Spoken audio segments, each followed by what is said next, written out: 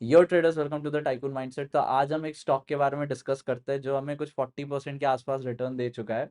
ये स्टॉक एक one of the ऐसा ओजी स्टॉक्स है जो हम लोग को 7 to 8 मंथ्स हम लोग ने होल्ड किया।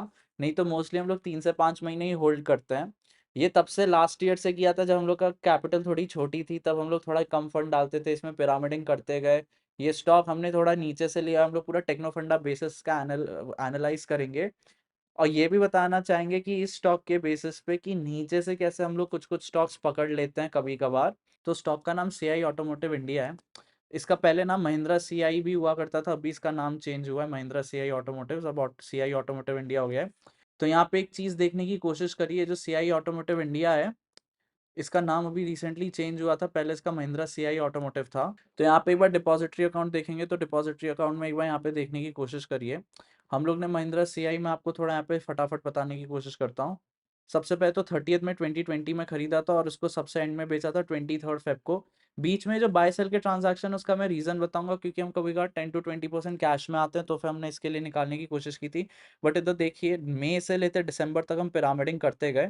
शुरू में 1,37,000 और फिर कुछ दिन में ही एक दो दिन बाद 50,000 का, तो मतलब टोटल हम लोग ने 1,90,000 का यहाँ पे स्टॉक खरीदा था। फिर धीरे धीरे करते करते 30,000, 37,000, 18, 40, 16, 24, 49, 44, 44,000 ये सब हम लोग करते गए थे। अभी 532 चल रहा है, बट हम लोग 393 ऑलमोस्ट 400 रुपीज पे निकाल दिए थे।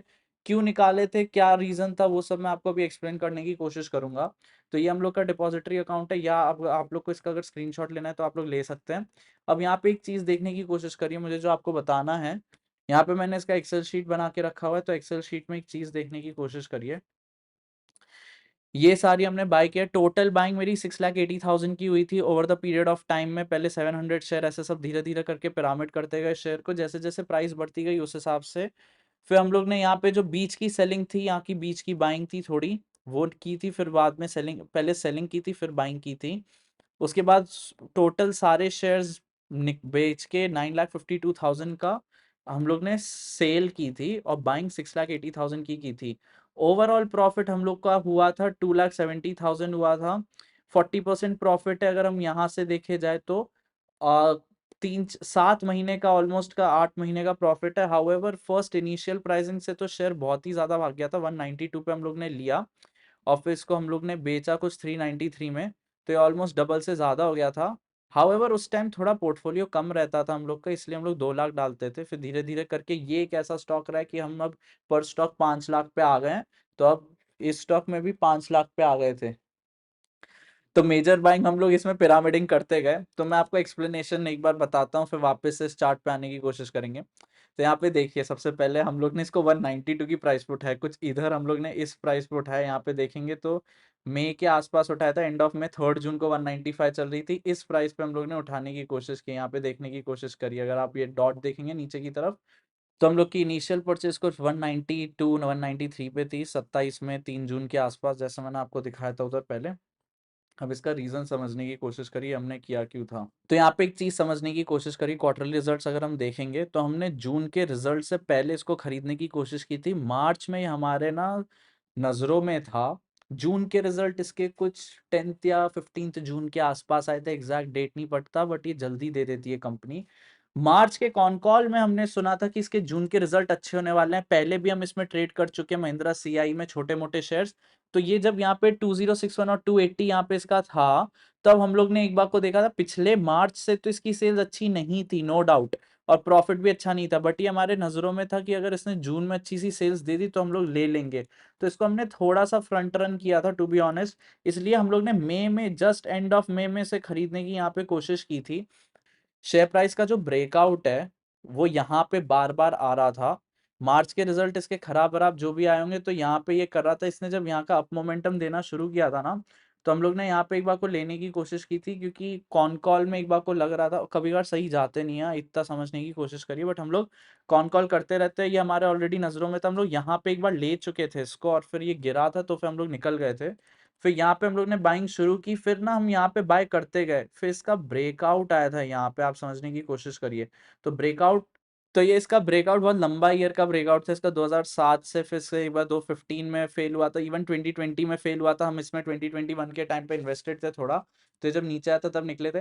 यहाँ पे हमने लिया क्यों, दो चीज समझिए। 17 जून के बाद से ये भागना अच्छा खासा शुरू किया, हमने थोड़ा सा पहले से ही लेके रखा हुआ था। इसकी बहुत एक सिंपल सी लॉजिक है। सबसे पहले मार्च के रिजल्ट्स अच्छे नहीं थे, बट हमने कॉन कॉल में सुना था इसलिए कि अच्छे रिजल्ट आ सकते हैं। जून में इसके one of the highest results आए हैं। अब यहाँ पे देखिए, मार्च के बाद जून इसके अच्छे रिजल्ट आते नहीं है, मैं आगे भी बताऊंगा कैसे। बट जून में इसके आते हो या ना आते हो, इसके one time all time high results आए हैं और प्रॉफिट भी अच्छा किया, तो यहाँ पे इसको लेना था। इवन इफ शेयर प्राइस नीचे था, अगर रिजल्ट बहुत ही ज्यादा अमेजिंग आते हैं, खासकर ऑपरेटिंग, खासकर सेल्स एंड ऑपरेटिंग प्रॉफिट, तो हम लोग लेते हैं। उसके बाद ना सितंबर में इसके रिजल्ट सितंबर से अच्छे आए थे, इसने जून, अब जून इसके इतने कुछ अच्छे आ गए थे ना, तो सितंबर में हम थोड़ा कॉशियस हो गए थे, बट सितंबर में इसके रिजल्ट जून से कम आए जो नहीं आते हैं, ठीक है। बट सितंबर ने इसने एक्सेप्शनल रिजल्ट दिए, उसके बाद इसने प्रॉफिट मेंटेन करने की कोशिश की।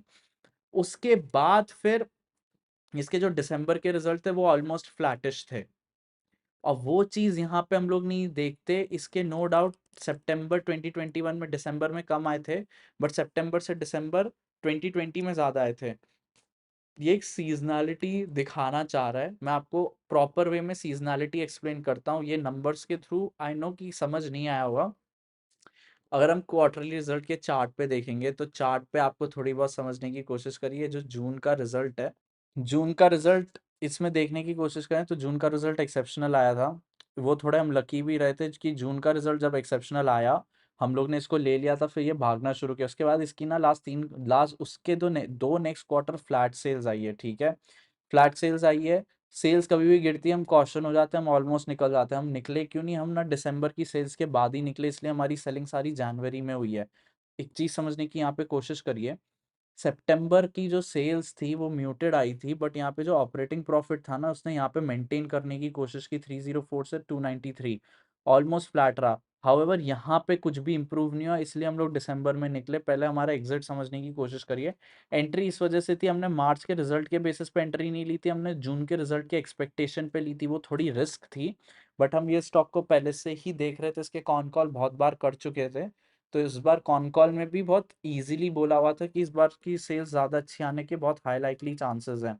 वैसे हुआ। तो जून के जब रिजल्ट आए, उससे फिर ये रैली देना शुरू किया था यहाँ पे। अगर मैं आपको इसके 3 साल के ग्राफ में ले जाऊंगा, तो यहाँ पे थोड़ा सा अच्छे से एक्सप्लेनेशन होगा।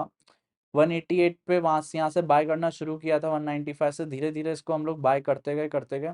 हम लोग ने एग्जिट यहाँ पे लेने की कोशिश की थी।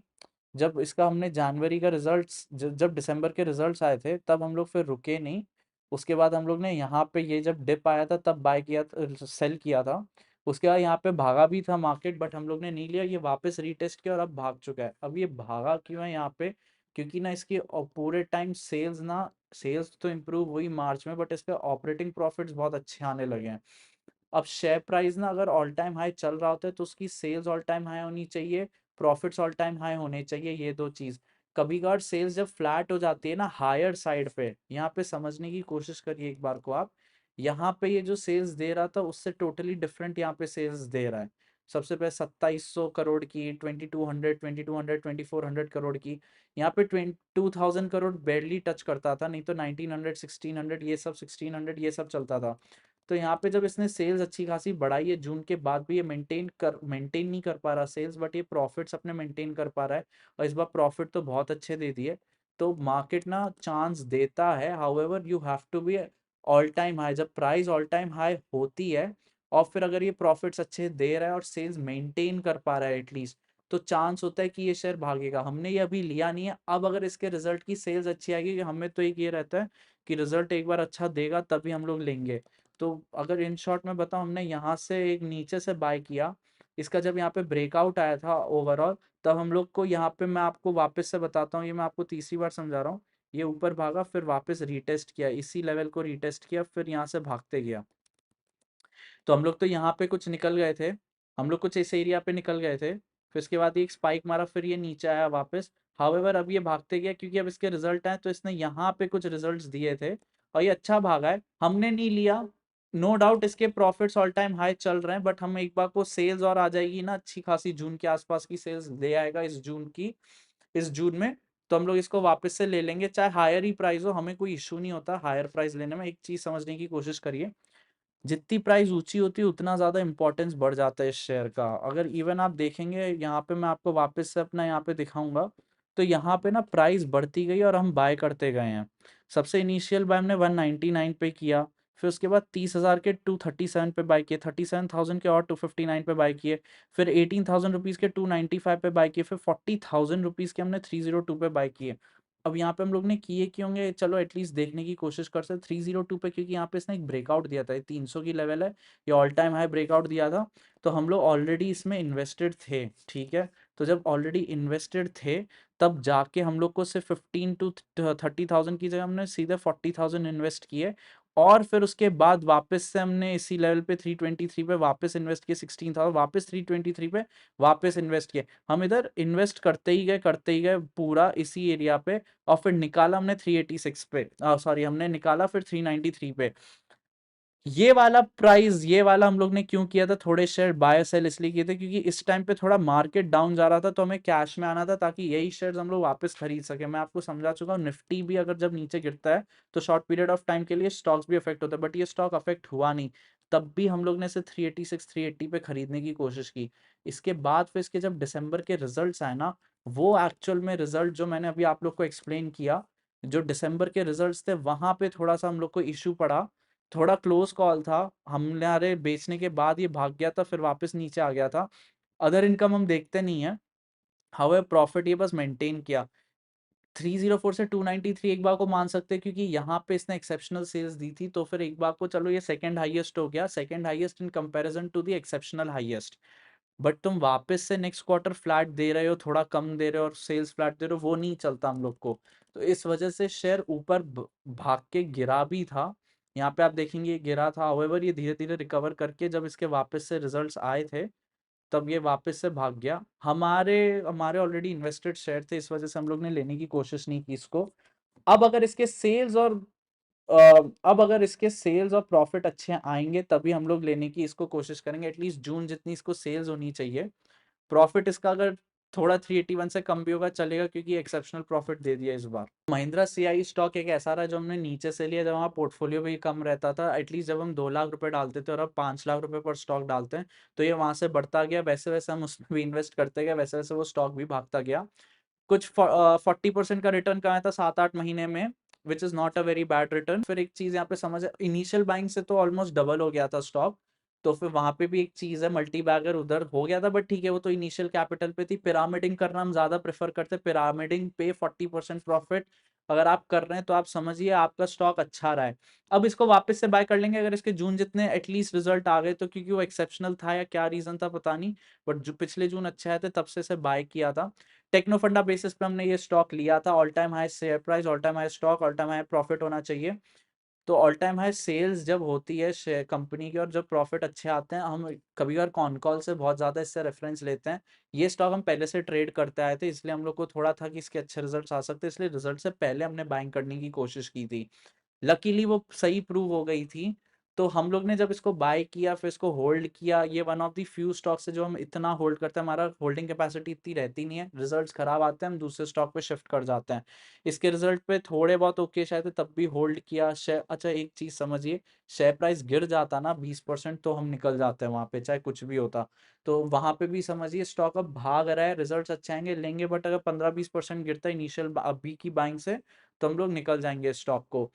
ये सारे स्टॉक्स टेक्नो फंडा बेसिस पर हैं। जैसे जैसे और भी स्टॉक्स हम अब हर हफ्ते बताते जाएंगे आपको कि कौन से हम होल्ड कर रहे हैं, क्या मिस्टेक थी। अगला स्टॉक हम लोग अपनी मिस्टेक के बारे में बताएंगे कि कहाँ पे हमने मिस्टेक कर दी थी या हम लोग ने मिस कर दिया था स्टॉक। अब जैसे रिजल्ट्स आते जा रहे हैं, तो जैसे जैसे नए नए रिजल्ट्स आते जाएंगे, उस हिसाब से हम अपने स्टॉक्स भी ट्वीक करते जाएंगे और आपको टेलीग्राम चैनल पे इन्फॉर्म कर देंगे। अभी के लिए बस इतना ही, थैंक यू।